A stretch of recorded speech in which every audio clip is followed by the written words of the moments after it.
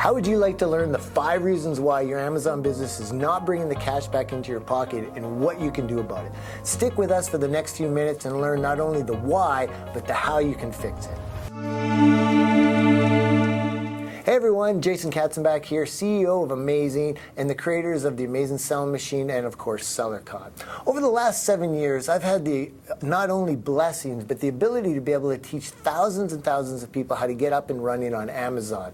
And with me today is actually one of my students from a few years ago, Kirsty Verity. Kirsty, thank you for being here. Thank you. Hi guys, yeah, my name is Kirsty Verity, and as Jason said, I started my Amazon business just over 6 years ago now, and since then I've actually managed to sell over $17 million on Amazon. Very cool. And then around 3 years ago, I really wanted to give back to the community and really started to coach Amazon sellers themselves to grow a successful business.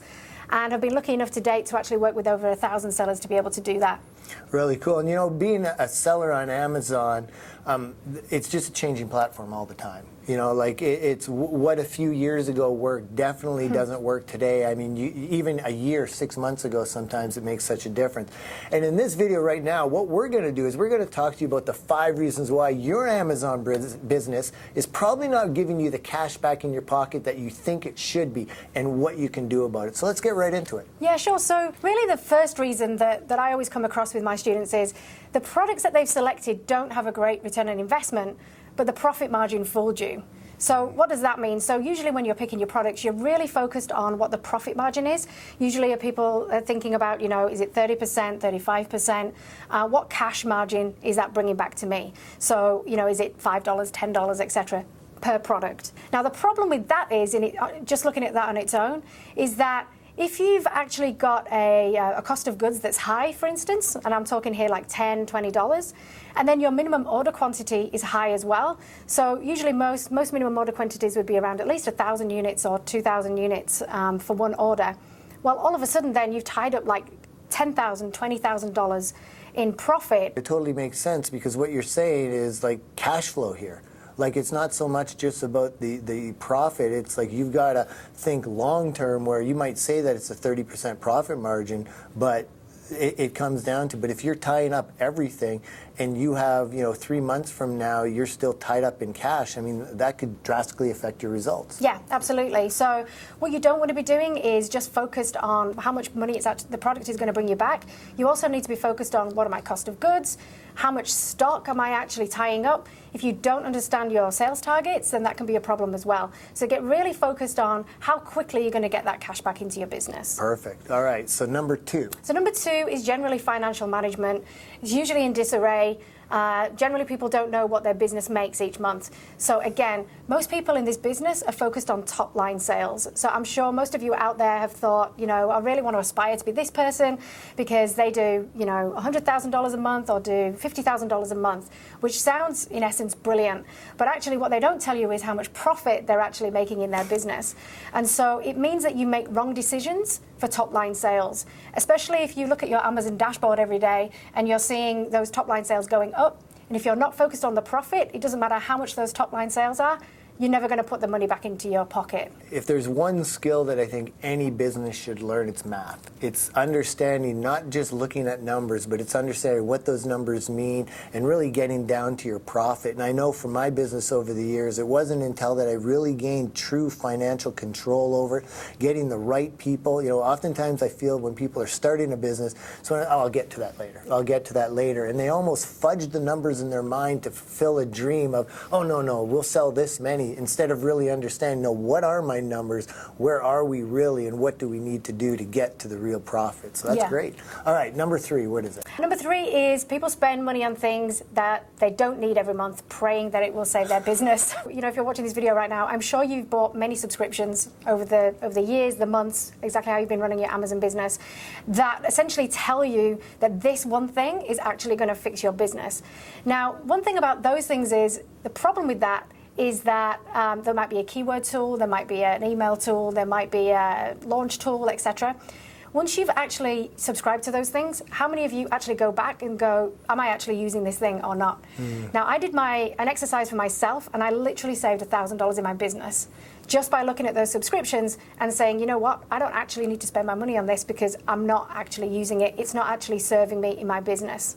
Yeah, and one of the things I think people get caught up is they'll think, oh no, I want to use this, I know I'll use it, but when you look at it, cash flow is so important, especially when you're getting up and running, that at the end of the day, if you can't say right now, yes, I'm using it and this is how it's building an asset or building a return, just cut it loose. Do yourself a favor. You can resubscribe to it later when you have more time, and I think that's a big part, is most people don't have enough time.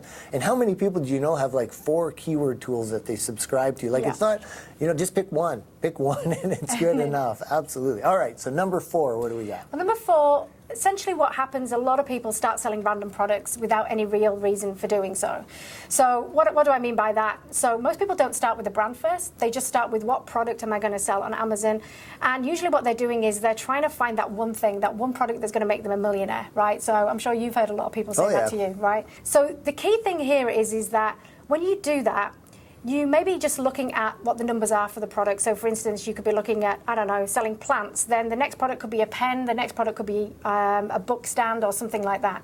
Now the idea here is that if you're selling random stuff, you have to recreate everything all over again, right? New logos, new images, new listings, etc. Because what you're not doing is selling to the same person, the same ideal client that actually would buy complementary products in a range of products that you're going to sell.